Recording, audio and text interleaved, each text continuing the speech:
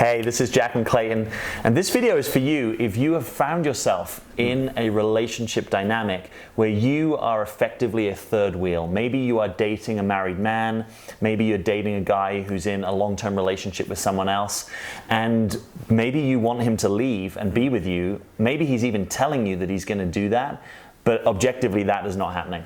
Yeah. So what do you do? We've got some advice for you, and before we throw that advice out, or our opinions on what we think is the best course of action in the situation, I just want to acknowledge that this can be a really difficult situation to find yourself in, because often it's very difficult to choose who we love. And sometimes when we are faced with somebody who is emotionally available to us, who is attracted to us, and suddenly we feel a connection with them that maybe we haven't experienced in the past, it can be really difficult to throw that away. It can be really difficult to say, okay, well, I'm done with this because this isn't real. Oftentimes, it's a lot easier to leave something when we don't have the emotion there, right? We can say, okay, it's not real. I'm not getting my needs met. But what do we do when you are feeling like you're getting your needs met? And what's so tricky about these situations is if we were to just understand what's going on with him for a moment, it makes it a little bit easier to perhaps be compassionate around why you're in the situation.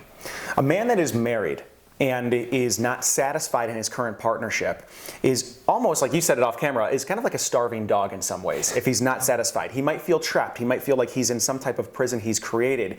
And now suddenly he's got this woman that he's able to emotionally connect with. Yeah. And in that, there's almost this, this deep expression and almost like the dam breaking of emotional energy, of sexual energy, of attraction.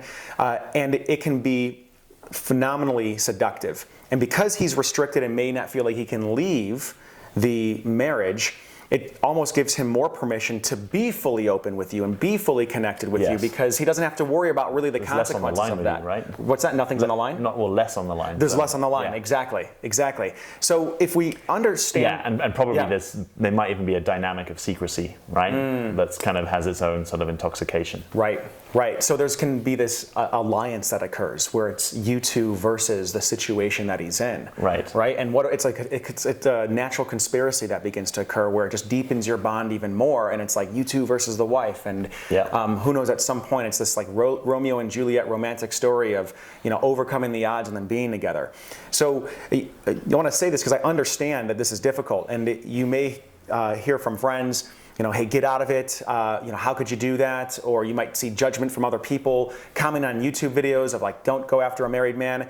And, you know, although that you're going to learn from us that is true, we just want to acknowledge the difficulty of the situation that you can find yourself in sometimes. So just want to preface it with that. Yes.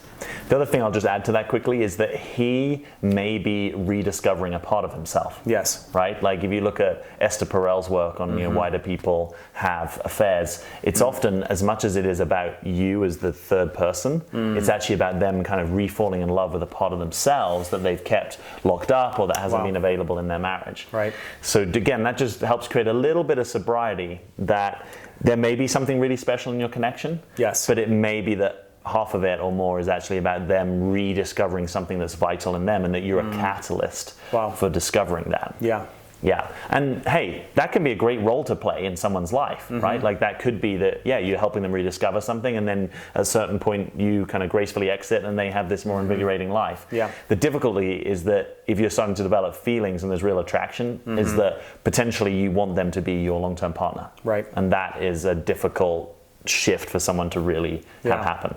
So what is the hard advice that we've got for the women that are watching this video? What is it, if you find yourself in this situation, what should you do?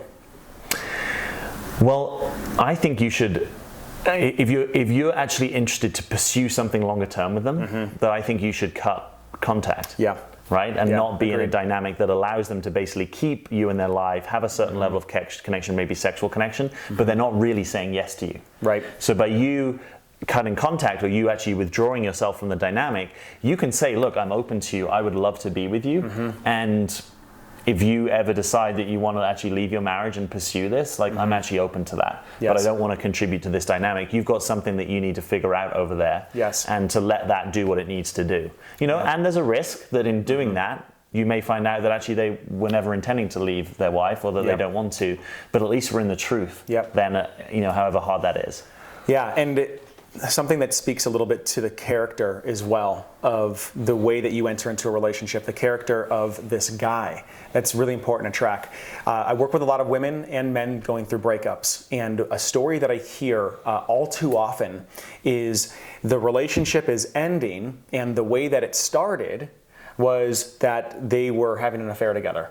Or there was some type of cheating that happened that's where the relationship's origin was. And now suddenly, what is happening? There's infidelity again. There's suspicion of cheating.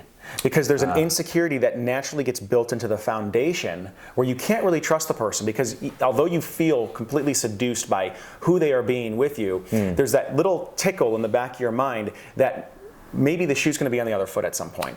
And you're going to be the one that he is no longer in love with, maybe once the honeymoon phase dies down. And that insecurity alone is enough to bring down the relationship.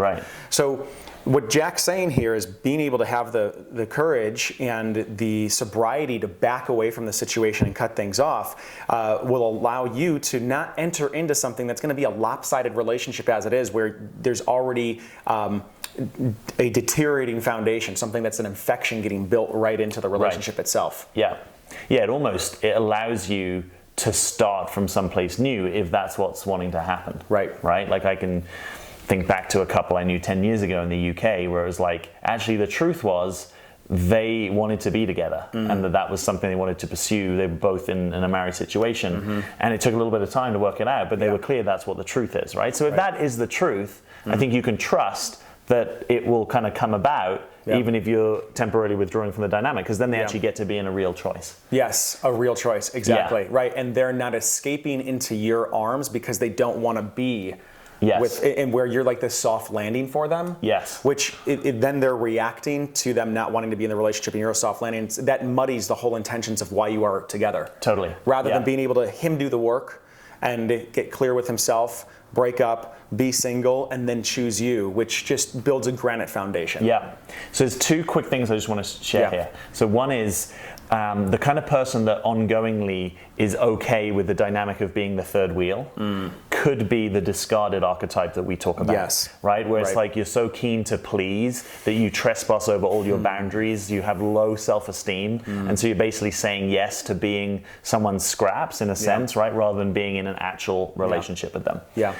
And the second thing is, if you're long-term saying, oh, I'm good with being the kind of like the mistress, as it were, that may be a tactic that's actually stopping you being fully in your heart and claiming your vulnerability, because there's a kind of invulnerability there, right? Like I kind of know that I never fully get to have this person. So there's sort of like a safety where I don't necessarily have to open up, I don't have to push the edges of my intimacy, because we're never actually going to be together. So if that's you, I'd get really curious, like what is actually going on there? What is the covert contract, or what is the part of you that is not willing to actually give your heart fully to someone?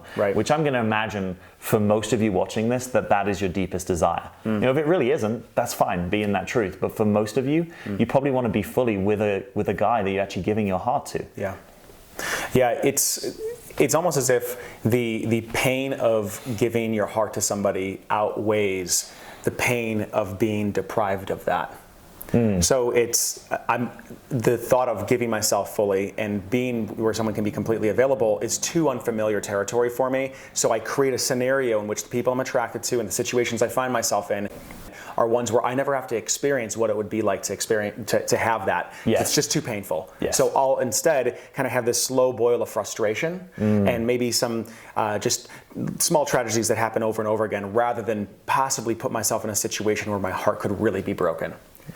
And to that end, as Jack so eloquently talked about the discarded archetype, we want to invite you to this webinar that we've got prepared that is showing nightly right now, that you can click on the link below this video. It's a free webinar where we dive into the discarded archetype. We dive into another archetype.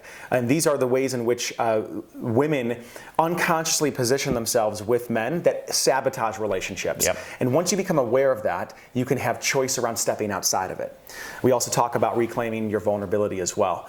And If you're at this place where you're watching these videos and you're ready to take your own self-awareness and the results that you're getting in your love life to the next level, we really invite you on this webinar to check it out. It's 60 to 90 minutes of some of the most potent material we've ever done. We've had great feedback. Yeah, and we're really excited to have you. So click the link below this video, register for a time that works for you, and we will see you on the other side. Let's do it.